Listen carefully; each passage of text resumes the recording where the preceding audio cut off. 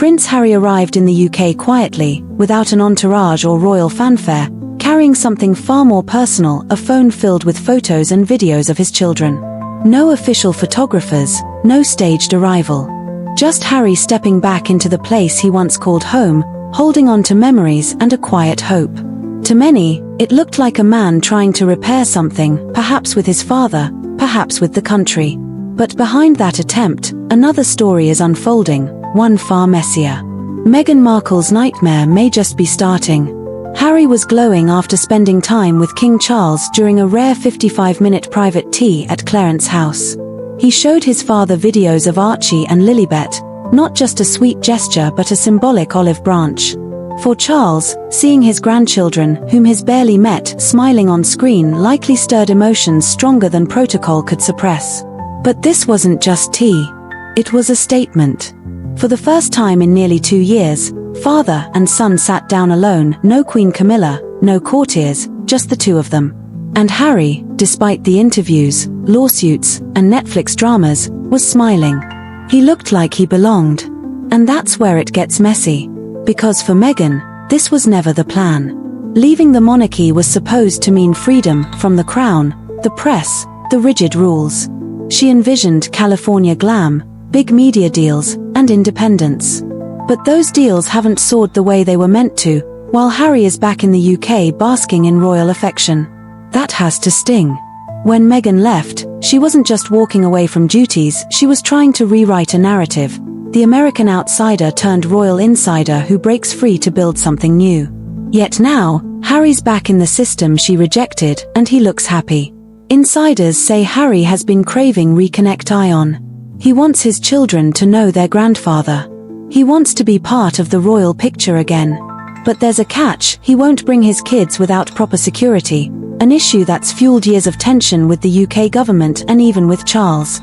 Still, Harry is softening, reportedly saying, "Life is precious and I don't know how long my father has." That doesn't sound like PR, it sounds like a son trying to make things right before time runs out. His return may look subtle, but the implications are enormous. That tea with Charles wasn't casual, it was the product of months of planning. Months of quiet diplomacy. And Harry walked away smiling. That's a real return to the game. And if the door is even slightly opening, Meghan has every reason to worry, because the life they built in California doesn't come with crowns, castles, or centuries of inherited status. And Harry seems to be missing all of that. At Clarence House, the atmosphere was quiet but heavy with meaning. The meeting wasn't casual, it had been arranged behind the scenes for weeks, maybe months, with aides carefully working to keep it private. No press, no photos, no official word. Yet the significance was huge. Harry wasn't just dropping in for tea, he was testing the waters. And Charles welcomed him, not with stiff royal formality, but with a reserved warmth that showed this was no mere gesture. It mattered. For Harry, those 55 minutes stirred emotions he hadn't felt in years. After all the headlines, lawsuits, and fractured relationships, sitting face to face with the man who defined his royal identity must have been surreal. Charles didn't need to say much, just listening, asking about the kids, nodding, it was enough. A small crack appeared in the icy wall that had stood since Harry and Meghan left for California. But the reunion didn't stop there. Harry's UK schedule was packed with engagements. At a reception for the Invictus Games, he carried himself with the same ease and confidence that once made him a favorite prince. There was no awkwardness, no tension, just smiles, hugs, laughter, and warm greetings. He looked like the Harry people remembered, the one Britain had cheered for. And almost instantly, the buzz reignited. Is Harry coming back? The questions spread everywhere, from tabloids to Twitter threads to royal family WhatsApp chats. And across the Atlantic, watching it all unfold, was Meghan Markle. Imagine what must have gone through her mind. This wasn't the script. She had walked away from the monarchy to reinvent herself, to build a new identity, a new brand. Together, they were supposed to dominate the entertainment world. Yet here was Harry, back in the UK, glowing, welcomed, sipping tea with his father, cheered on by the public. Sources say Meghan hadn't been thrilled about the trip from the beginning. She stayed behind in Montecito, surrounded by the mansion, the brand deals, the attempted relaunch of her lifestyle empire, while Harry seemed to rediscover the part of himself she thought they had left behind. But there's a growing feeling that she's spinning plates in a house that's too quiet. Her food and wine brand, once hyped as her big return, hasn't caught on like expected. Her media presence feels fragmented. And meanwhile, Harry's over in London being embraced like a long-lost favorite son. That's the part that hits hardest. Meghan might have assumed the UK had turned its back on them both, but Harry never fully turned his back on the UK.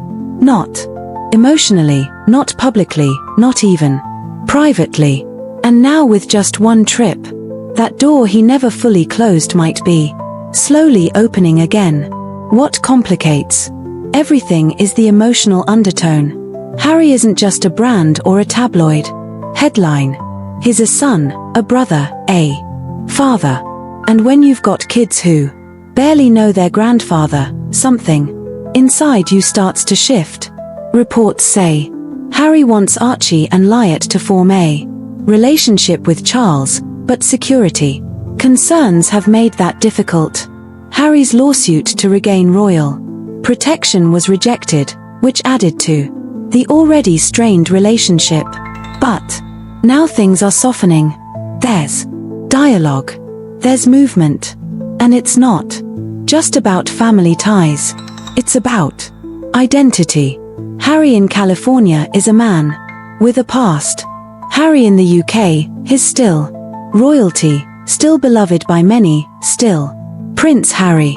And that title, that presence, it still means something. Even if he never wears the uniform again, even if the palace never offers him a formal role, the people haven't forgotten him. Meghan Markle's strategy had always been clear. Control the narrative, shape the brand, keep the spotlight on their terms. But there's one thing even the best PR team can't control: nostalgia. And Harry, surrounded by the streets of London, embraced by crowds, drinking tea with his father, felt it. That old world, the one he walked away from, hadn't erased him. It had paused, waited, and now it was whispering, "We missed you." That whisper might be the loudest thing Meghan hears right now, because everything they built in Monaceto suddenly feels like it's shaking. The big Hollywood dreams haven't played out the way they hoped. Netflix deals came with strings. Spotify disappeared before it could make a real mark. And the power couple image, it's looking more and more like a fading headline. Meanwhile, Harry's name, his real name, not the Duke, not the podcast co-host, but Prince Harry, still carries weight across the pond. And that might be the most dangerous thing for their future.